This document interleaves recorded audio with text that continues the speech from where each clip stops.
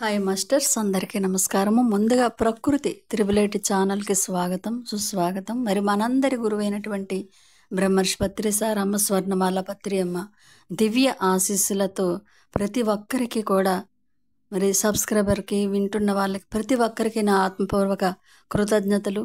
మరి మనము ఆత్మాయనము అన్న బుక్ని చదువుకుంటున్నాం కదా మాస్టర్స్. దానిలో మనము దేవా సామ్రాజ్యము చదువుకున్నాము ఆల్రెడీ. అది ఎంతవరకు చదువుకున్నామంటే, ఇక్కడ చార్లెస్ అన్నయ్య భారతీయ నేస్తము తనకి నేర్పించిన ఆ జ్ఞానాన్ని మరి తను కూడా తన లైఫ్లో అప్లై చేయాలని ప్రతీది కూడా చక్కగా వింటూ ప్రతి పాయింట్ కూడా రాసుకుంటూ ఉంటాడు. మరి ఆ భారతీయ నేస్తం అనే పరమాత్మ చెప్తూ ఉంటాడనమాట. మనము దేవా సామ్రాజ్యంలోకి వెళ్ళాం కదా. మరి ఈరోజు నేను నీ దగ్గరికి వస్తాను, మరి కాబట్టి నువ్వు సూక్ష్మ శరీర యానం చెయ్యాలంటే మరి నువ్వు ఈ విధంగా చెయ్యాలి. రాత్రి 7 గంటలకే అన్నం తినేయాలి, ఆల్కహాల్ తీసుకోకూడదు.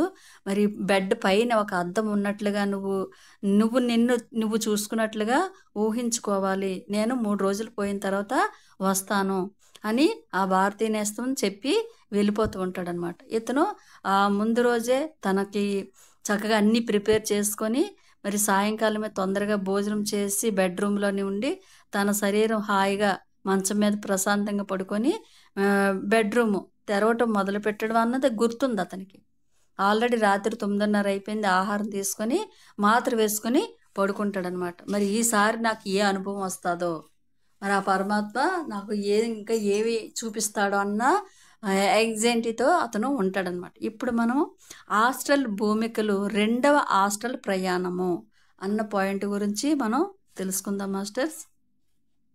మరి ఈరోజు అసలు అతనికి నిద్రపోయినట్లే అనిపించలేదట. ఈవేళ ఉదయం తిరిగి శరీరంలో ఉన్నాను. రాత్రిది జరిగిందంతా కూడా అతనికి గుర్తుంది.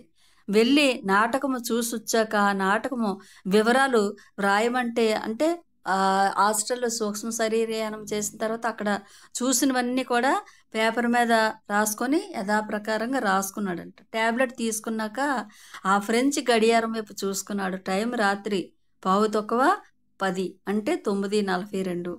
నిద్రపోవాలని అనుకోలేదు, కానీ కొన్ని నిమిషాల్లోనే మరి శరీరంలోంచి నేను బయటకు వచ్చి మంచం పక్కన నిలబడి ఉన్నాను. తను శరీరంలోంచి బయటకు వచ్చి రెడీగా ఉన్నాడనమాట. మంచం మీద శరీరం నిద్రపోతూ ఉంది. మళ్ళీ గడియారం ఆత్మ చూసుకుంటుంది ఇక్కడ.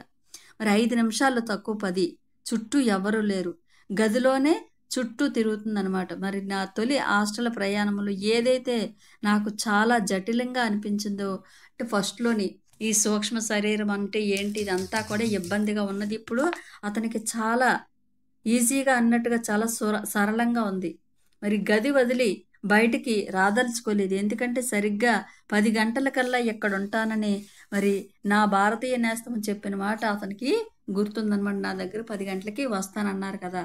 అతని కోసం ఎదురు చూస్తూ మరి ఉండిపోయాడనమాట. మరోసారి గడియారం వైపు చూసేసరికి 10 అయిపోయింది. ఏమీ జరగలేదు. 5 నిమిషాలు గడిచిపోయింది. ఇదంతా కూడా అట్టర్ ఫ్లాప్ అయిపోదు కదా అనిపించింది. నిమిషాలు గడిచే కొద్దీ ఇతనికి కంగారు ఎక్కువైందంట. అయినా సరే సొంతంగా నా ఇష్టం వచ్చినట్లు చేయడానికి ఇష్టపడలేదు. మళ్ళీ గడియారం వైపు చూడబోయేటంతలో ఒక కంఠము వినిపించిందట. మరి తాను ఆలస్యంగా రావడానికి కారణం ఏమిటి అని నా మిత్రుడు ఈరోజు ఉదయమే చనిపోయిన నా స్నేహితుడు అక్కడ సహాయం చేస్తూ ఉన్నాడు. ఆ స్నేహితుడికి చావు అంటే చచ్చే భయము. ఎన్నో నెలలుగా అనారోగ్యం ఉన్నా చివరి వరకు మృత్యువుతోనే పోరాడుతూనే ఉన్నాడు. అతనికి సమయం ఆసన్నమైంది కాబట్టి పోరాడటం వల్ల ప్రయోజనం లేదు. బలవంతంగా ప్రాణాలను తన సంకల్ప శక్తితో నిలుపుకున్న చివరికి చావు రాక తప్పదు కదా మరి చెప్పాడట. మరి నెలల పాటు శరీరంలో ఉన్న అనారోగ్యం అతన్ని భౌతిక శరీరాన్ని ఎంత బలహీనపరిచిందంటే వ్యతిరేక పదార్థం యొక్క ఆ శరీరాన్ని అంటిపెట్టుకుని ఉండటం సాధ్యపడలేదు.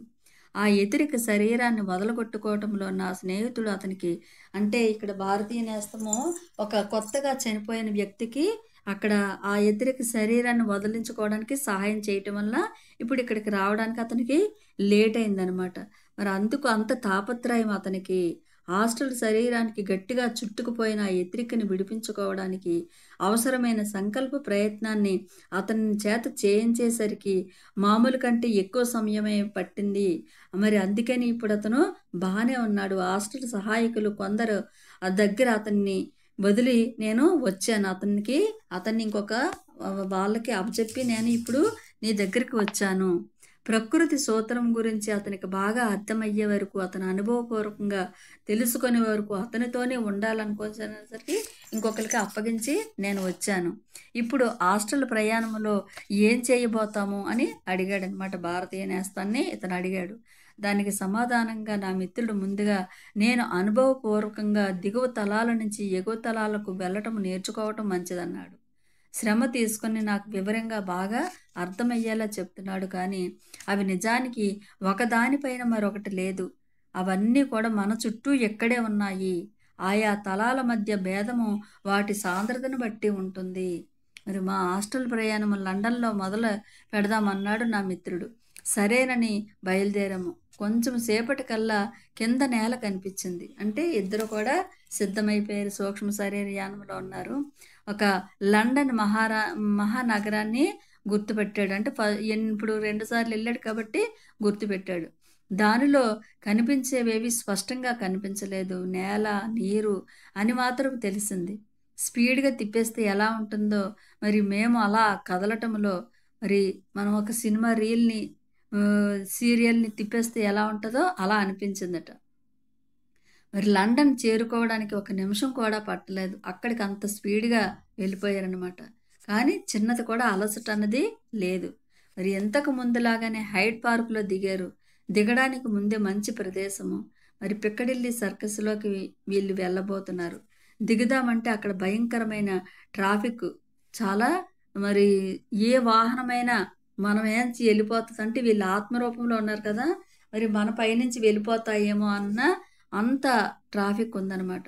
మరి అలా భయపడినట్లయితే ఆ భయం కొలంబాలో మంచం మీద పడుకొని ఉన్న నా భౌతిక శరీరానికి అది వెంటనే ఆత్మలో ఉన్న నన్ను వెనక్కి తిరిగి తనలోకి లాగేసుకుంటుందన్న ప్రమాదం ఉందట. అంటే ఇక్కడ ఆత్మరూపంలో ఉన్నాడు కాబట్టి అక్కడ అలా భయం ఎప్పుడైతే పడుతుందో మళ్ళీ ఈ ఆత్మ శరీరాలకి వెళ్ళిపోవడానికి ప్రయత్నం చేస్తుంది. కాబట్టి నువ్వు ఆ భయం వల్ల తిరిగి హడావిడిగా మేలుకొనే అవకాశం ఉంటుంది. దానివల్ల మేలుకొనేసరికి గుండె దడదడ కొట్టుకుంటూ ఉండటము, నిజ జీవితంలో పోలిక లేని భయంకరమైన పీడ కలేదో వచ్చినట్లుగా మనకి అనిపిస్తూ ఉంటుంది. అంటే ఇక్కడ నేననేదో బండ కింద పడిపోయినట్లు అనిపిస్తుంది. అలాంటి ఆలోచన రావటం వల్ల భయము భౌతిక శరీరం మీద ఎటువంటి ప్రభావం చూపుతుందో అలాగే గుండె దడదడ కొట్టుకుంటుంది.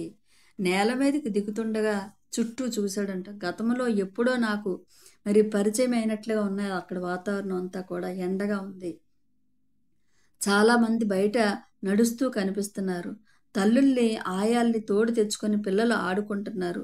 మరి దగ్గరలో విపరీతమైన ట్రాఫిక్ ఉంది. మరి ఎక్స్ఫర్డ్ స్ట్రీట్ వెంట నడుద్దాము అని అన్నాడట. మరి పేవ్మెంట్లో ఆలస్యంగా షాపింగ్ చేసి ఇంటికి వెళుతున్న వాళ్ళతోనూ, పని పూర్తి చేసుకుని ఇంటికి వెళుతున్న వాళ్ళతోనూ అదంతా కూడా కిటకిటలాడుతుందంట. ఆ రోడ్డు అంతా కూడా వీళ్ళు పైనుంచి చూస్తున్నారనమాట.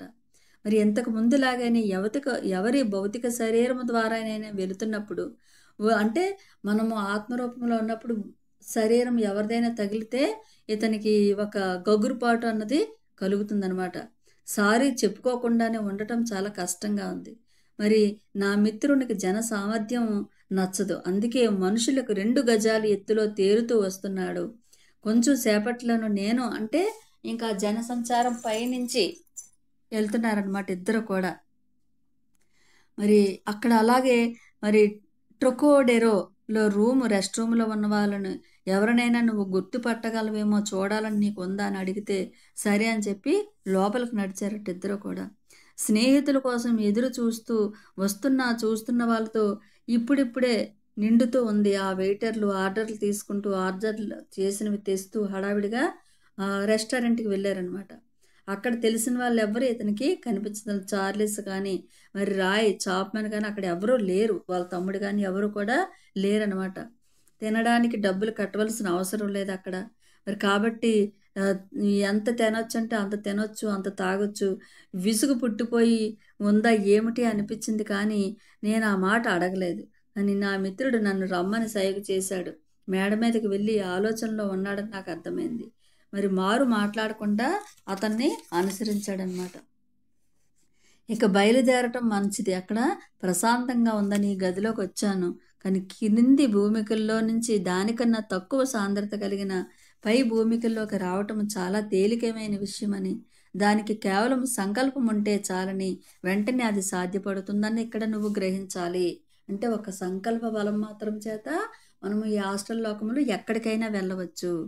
మరి నా చెయ్యి పట్టుకో. నేనేం చేస్తే అది నువ్వు చెయ్యాలని కోరుకో. నీకు ఏ ఫీలింగ్ రాదు. నీకు ఏమీ అనిపించదు.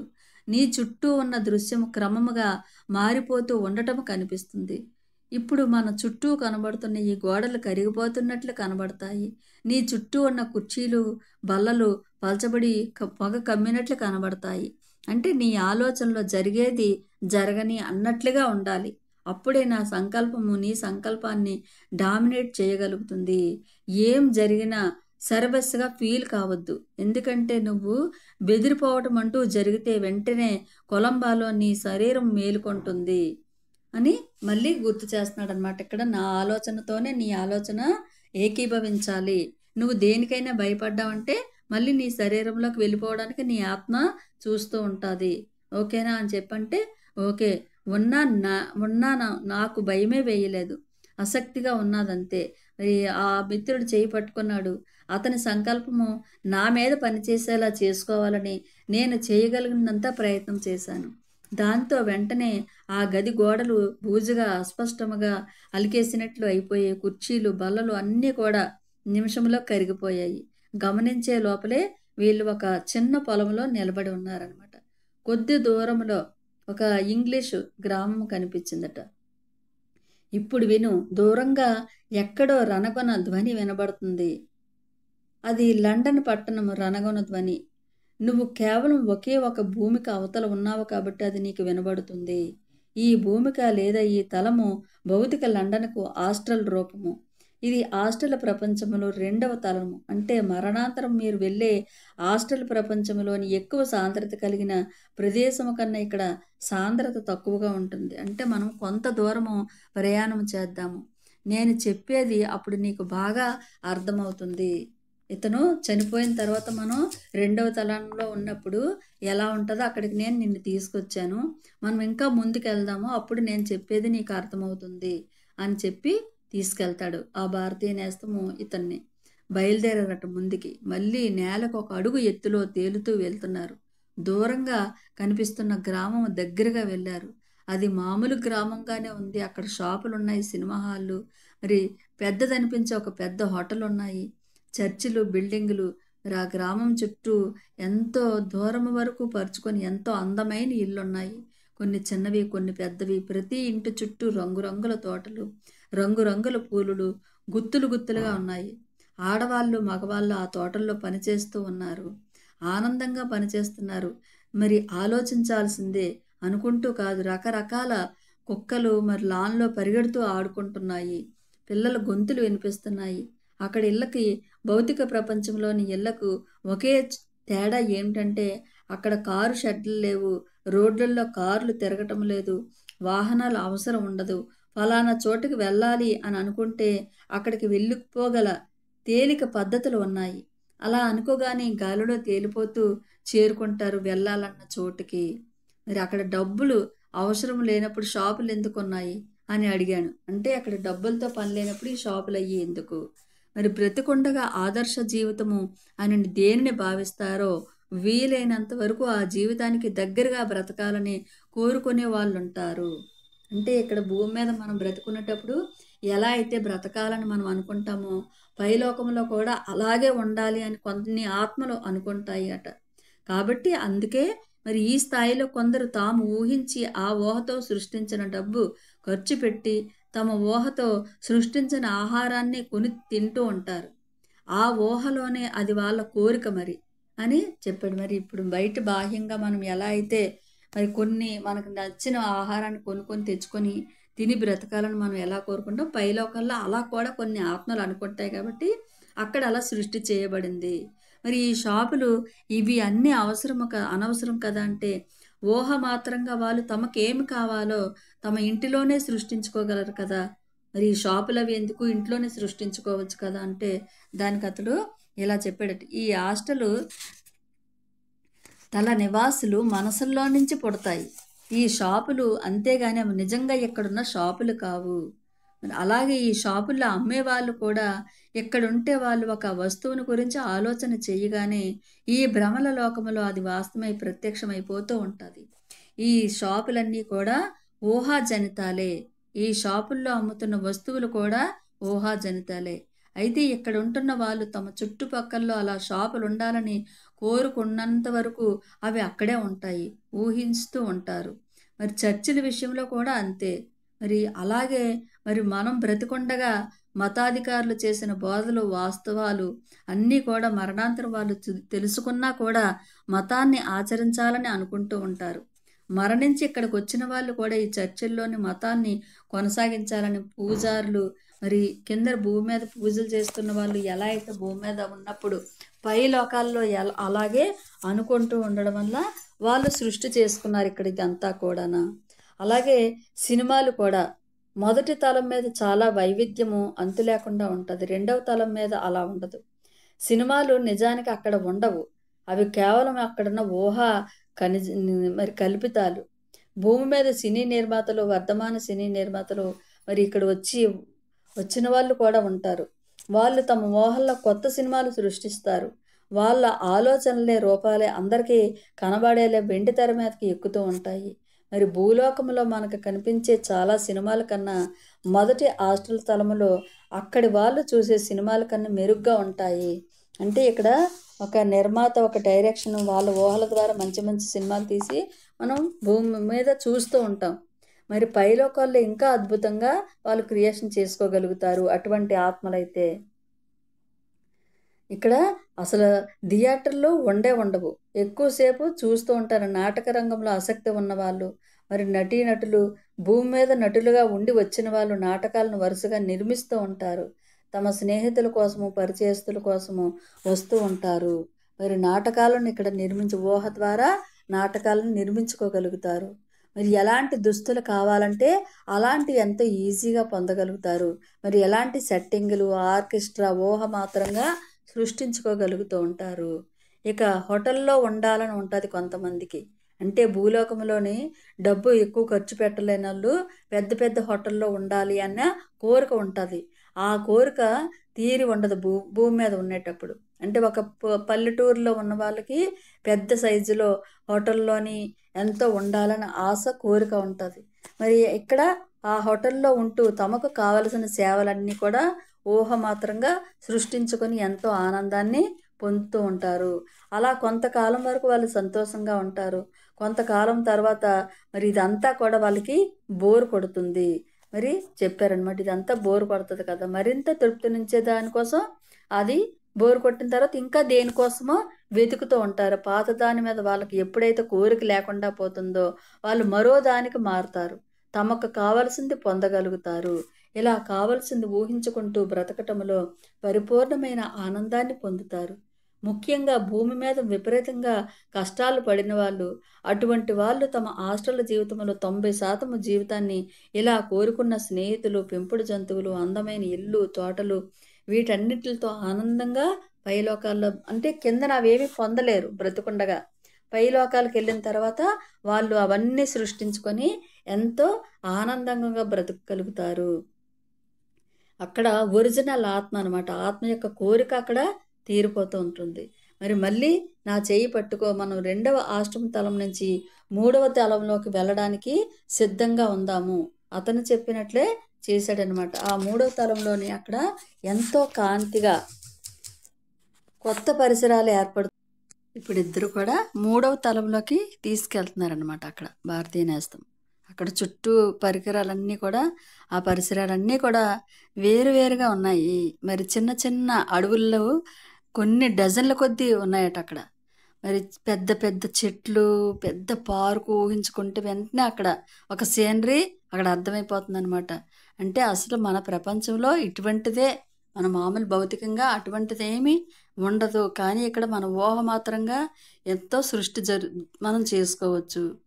మరి ఇదంతా కూడా పైనుంచి చూస్తుంటే అది పెద్ద అడవిలాగా, మరి ఎన్నో ఎన్నో ఎకరాలు అంటే 3-50 ఎకరాల వరకు కూడా అవి ఎంతో అందంగా, మరి పూలతోని పచ్చిక బయళ్ళు, మొదట్లో అసలు ఇళ్ళన్నవి లేకుండా చాలా చిత్ర విచిత్రంగా మరి కనిపించాయంట. మరి ఇల్లు కొన్ని కనిపించే తర్వాత ఆ తర్వాత భవంతులు.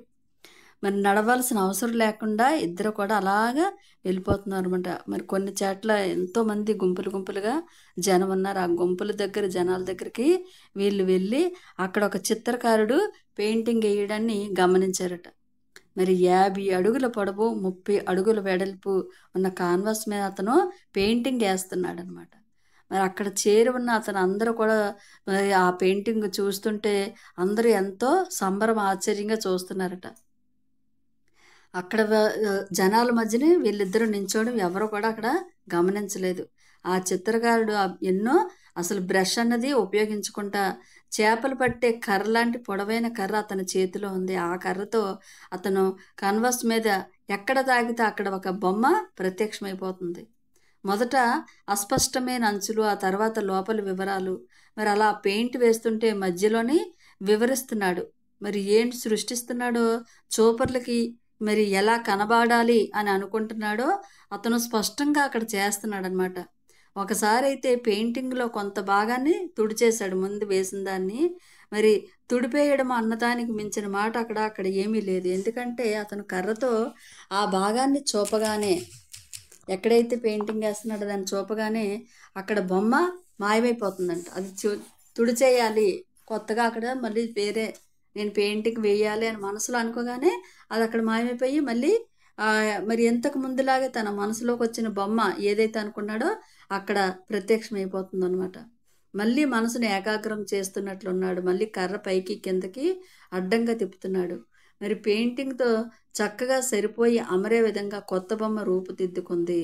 ఎంత క్రితము అతను చెప్పిన దానితో ఈ రెండవ ప్రయత్నం సరిపోతుంది. ఈ పెయింటింగ్ మాట్లాడుతున్నది ఏంటో చాలా భాగము అర్థం చేసుకోలేకపోయారట వాళ్ళు. ఇతను ఆ పదాలను మరో చిత్రకారుడు మాత్రమే అర్థం చేసుకోగలడు.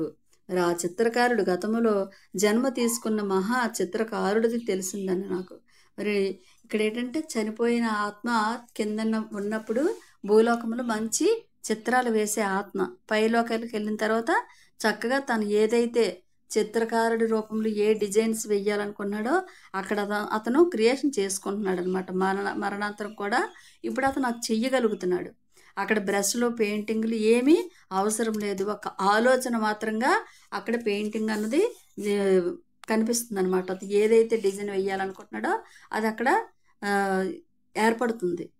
మరి ఆశలు పదార్థం స్థాయిలో ఉంటుంది కాబట్టి ఆలోచనలకు అది ప్రతిస్పందిస్తుంది. అందుకే అక్కడ బొమ్మ ఏర్పడిపోతుంది.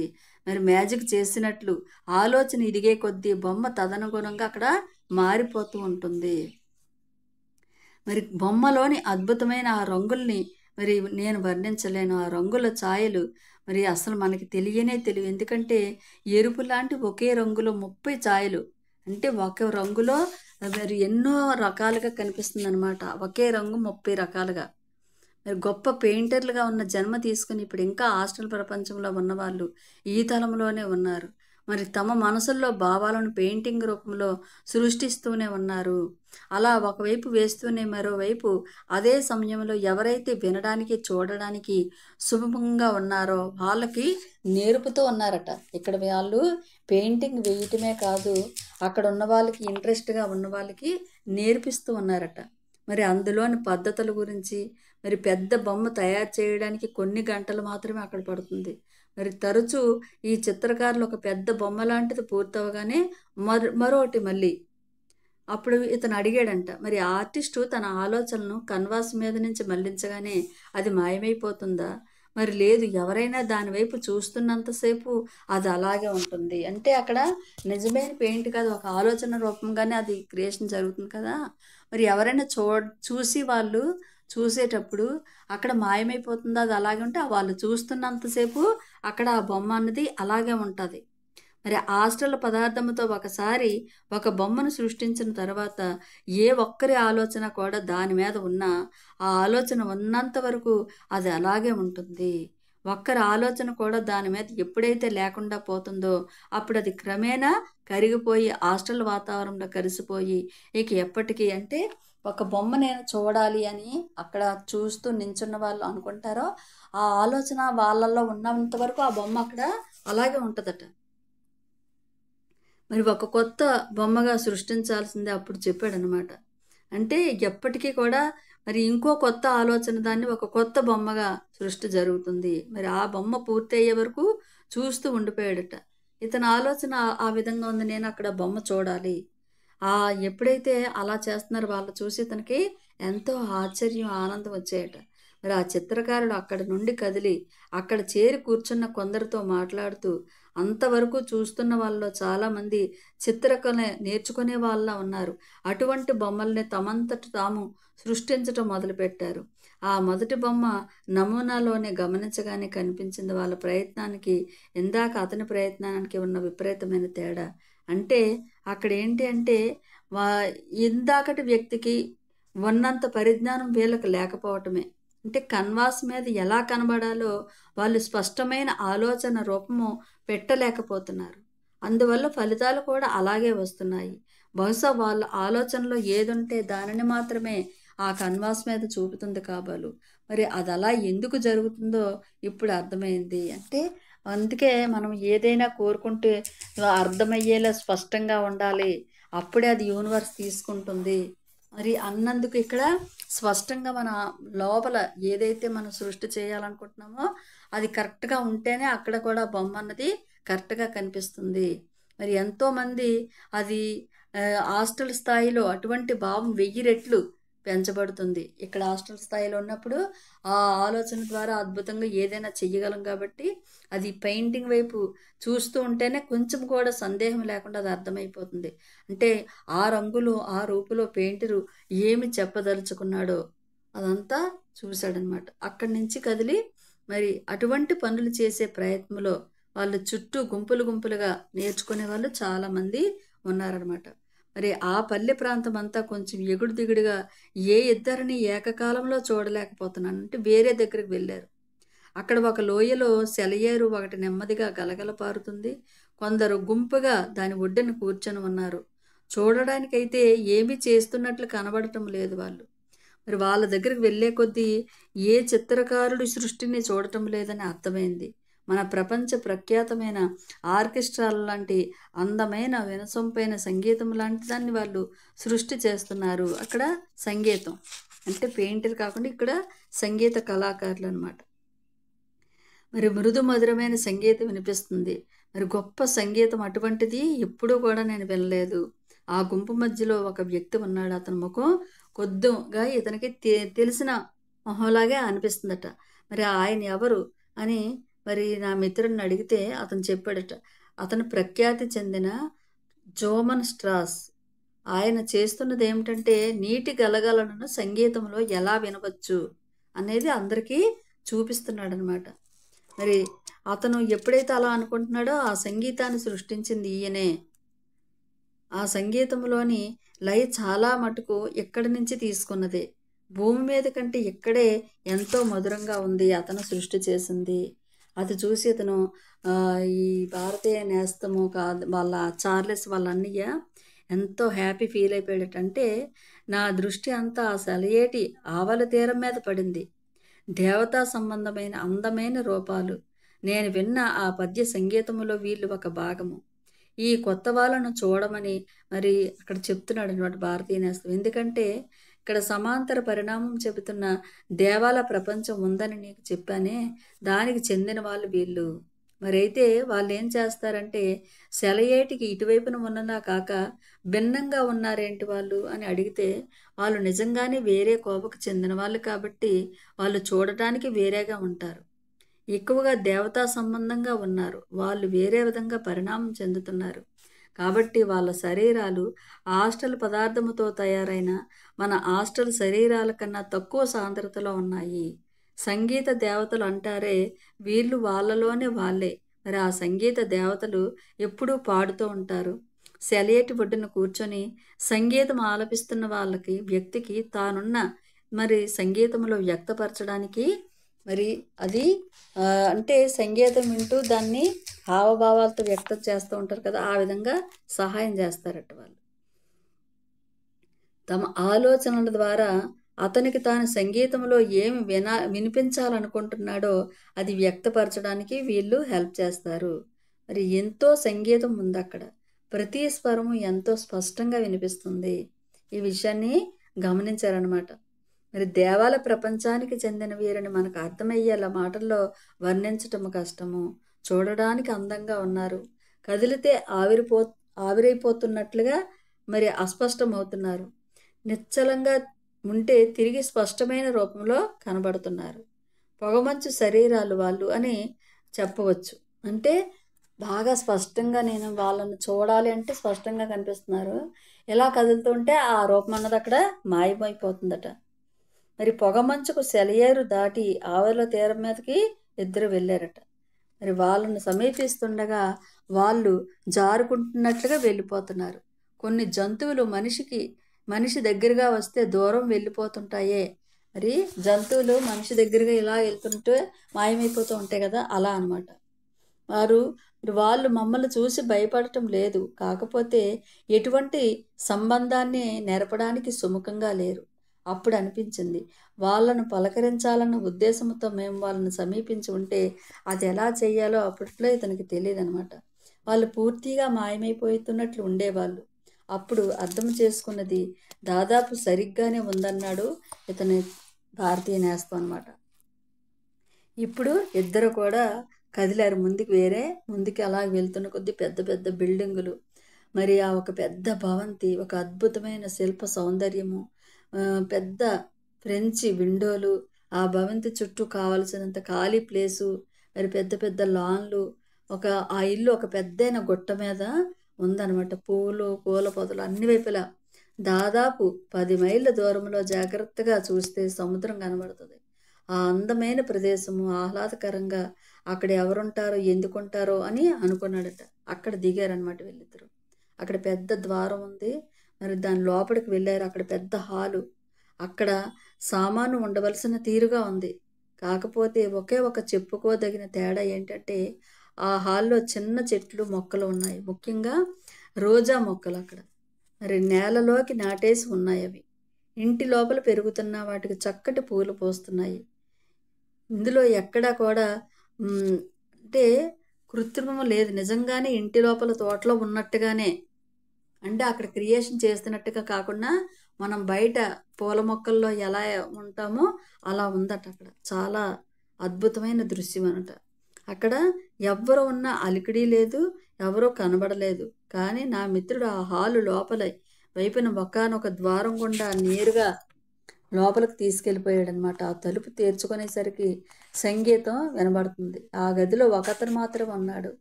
ఒక పెద్ద పియోనా ముందు కూర్చొని వాయిస్తున్నాడట. చూడబోతే అతను ఆ విద్యలో చాలా ఆరితేరిన వాళ్ళుగా కనిపిస్తున్నాడు అనమాట. వీళ్ళు వచ్చారన్నది కూడా అతను గమనించుకోలేకుండా అంత మునిగిపోయి ఉన్నాడు అందులో. మరి తన మానాన్ని తాను వాయిస్తూ ఉండిపోయాడని ఇదంతా అదంతా కూడా వీళ్ళు అలా వింటూ వీళ్ళు ఉండిపోయారనమాట. మరి ఎంత చాకచక్యంగా వాయిస్తున్నాడో వీళ్ళు అలా మంత్రముగ్ధులు అయిపోయారట. అక్కడ కొన్ని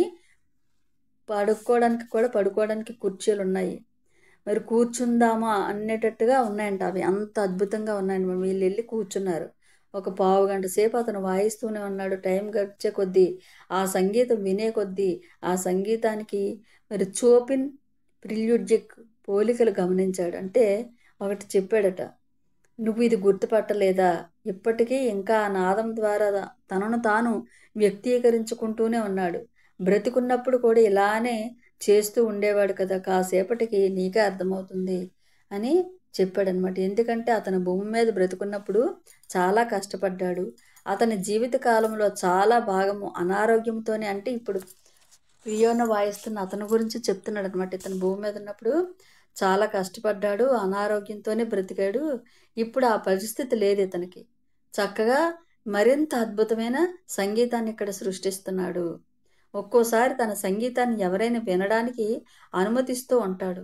మరి ఈ స్థాయిలో ఎప్పుడు చూసినా కచేరీలు జరుగుతూనే ఉంటాయి.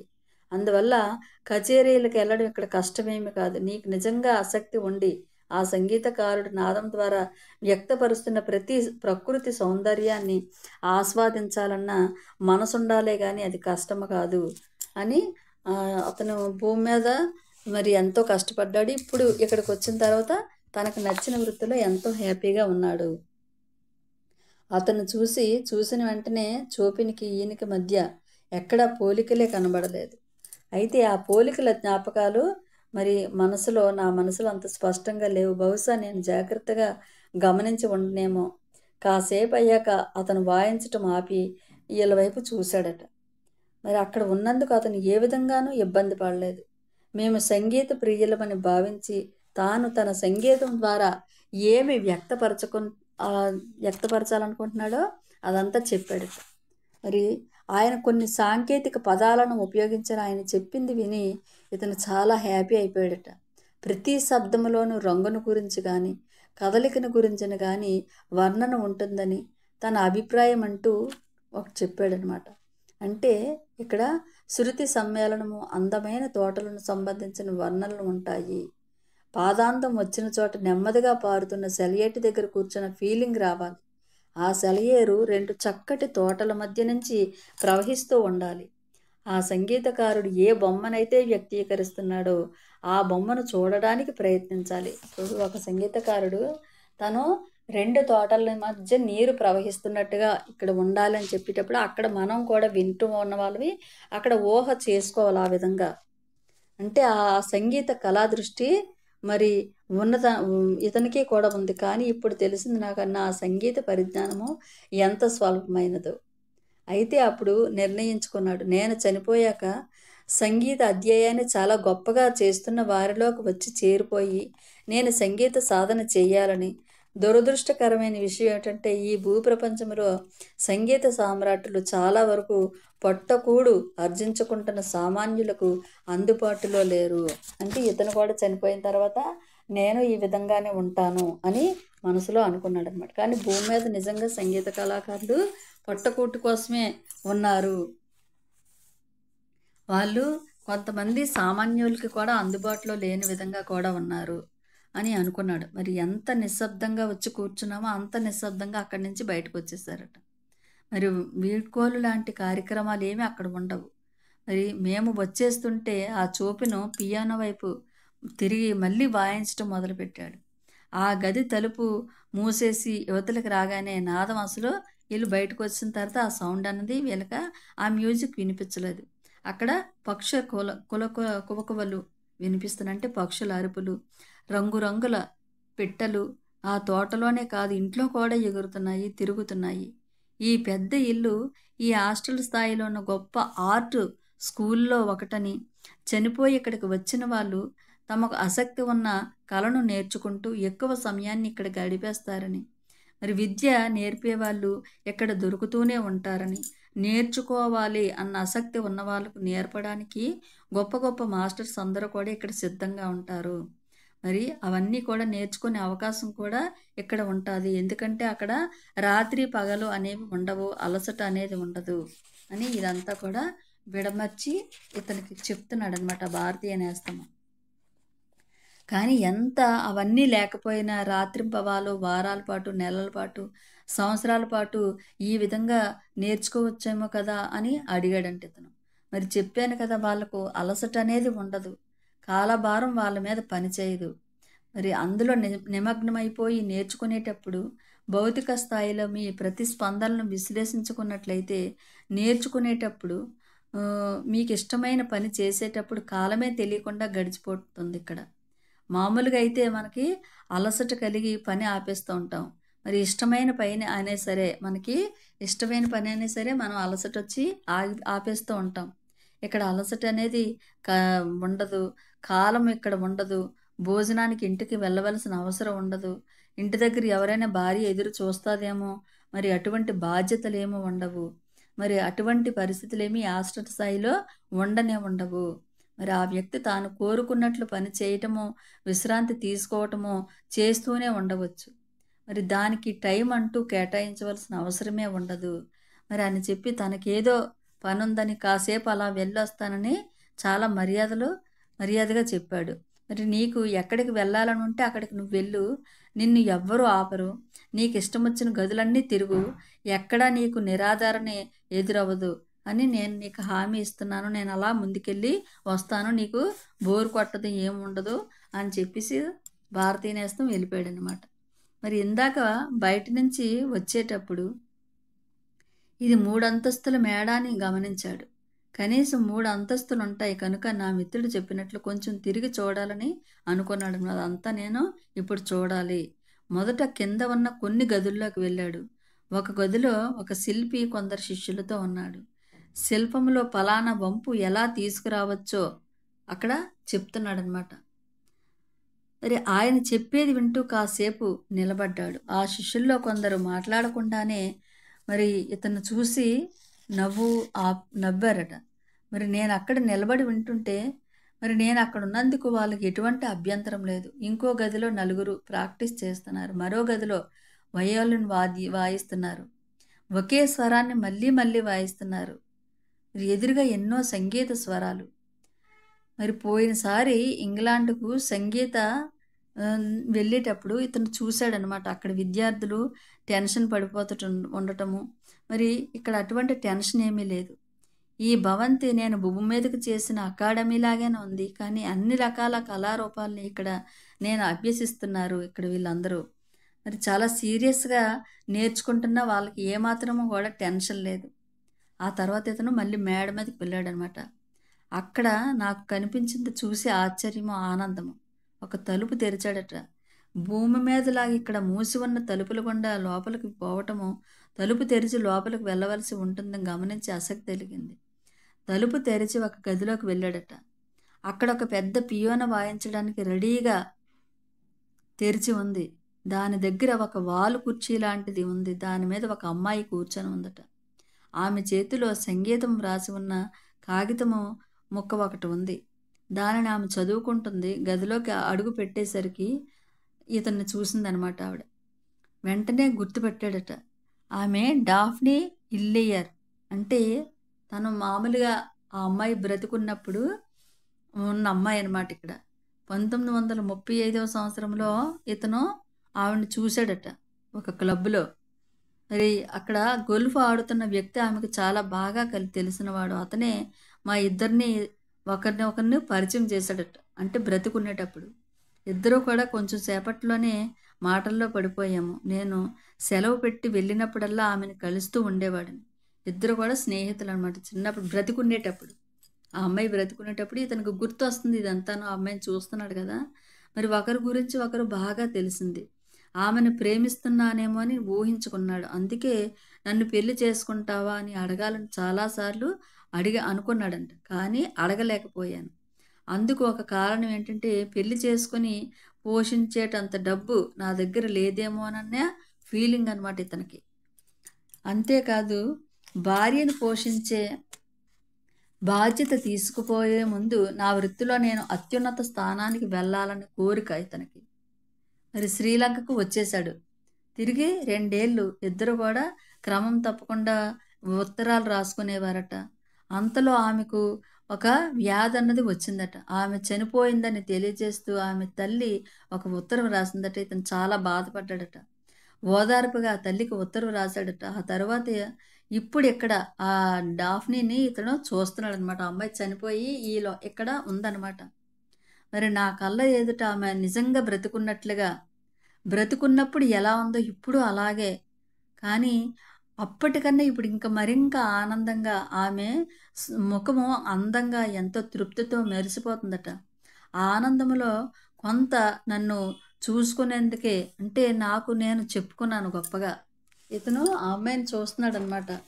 ఇతను బ్రతికే ఉన్నాడు, ఆ అమ్మాయి ఆత్మతో ఉంది. ఇతను ఆత్మతోనే ఉన్నాడు. కానీ ఇప్పుడు ఒరిజినల్గా ఇతను బ్రతుకున్నాడు కదా. మరి ఇక్కడ డియర్ నిజంగా నువ్వేనా అని అడిగితే, అవును నేనే. కానీ నువ్వు ఇక్కడ ఏం చేస్తున్నావు? నువ్వింకా ఆ లోకంలో చచ్చిపోలేదు కదా! ఎలా వచ్చావిక్కడికి? ఎందుకొచ్చావు? అని అడుగుతుందట. అడిగితే ఏం జరిగిందో, ఎందుకు నేనిక్కడికి వచ్చానో కొంతవరకు ఆ అమ్మాయికి చెప్పాడట. మరి నన్ను అక్కడ చూసి ఆశ్చర్యపోయింది. ఎందుకంటే చాలామంది పరిణితి చెందిన వారు శరీరాలు నిద్రపోయి తదుపరి కార్యక్రమానికి సిద్ధపడేటట్టు హాస్టల్ ప్రపంచంలో తిరగటం అనేది జరుగుతూనే ఉంటది. కానీ వాళ్ళిలా హాస్టల్ ప్రపంచంలో మూడవ తలానికి రావటం అన్నది చాలా సాధారణంగా జరగదు. చాలామందికి ఆ తలానికి ఎలా రావాలో తెలీదు. రకరకాల స్థాయిలున్నాయి కదా! మరి తెలిసిన వాళ్ళు చాలా కొద్దిమందే. అయితే డార్లింగ్ నువ్వు ఒకసారి ఇక్కడికి వచ్చేసావు కాబట్టి ఇక మీదట రాగలుగుతావు. భవిష్యత్తులో ఇద్దరము కలుస్తూనే ఉంటాము. ఎక్కువగా నీకు చూపించాల్సింది ఎంతో ఉంది. నేను బ్రతికుండగా పెళ్లి చేసుకోమని నువ్వు నన్ను అడగకపోయినా నువ్వు నన్ను ప్రేమించావని నాకు తెలుసు. నేను నిన్ను ప్రేమించాను అని ఆ అమ్మాయి ఆత్మద రూపంలో ఉంది కదా! ఆ అమ్మాయి చెప్తుందనమాట ఇతనికి. అయితే నన్ను డార్లింగ్ అని సంబోధించటము నాకు విడ్డూరంగా అనిపించలేదు. ఎందుకంటే బ్రతికుండగా ఇద్దరం ఒకరినొకరు అలాగే పిలుచుకునేవాళ్ళము. అదంతా జరిగిపోయి చాలా సంవత్సరాలైనా ఒక్కసారి ఆ జ్ఞాపకాలన్నీ ఇతనికి గుర్తు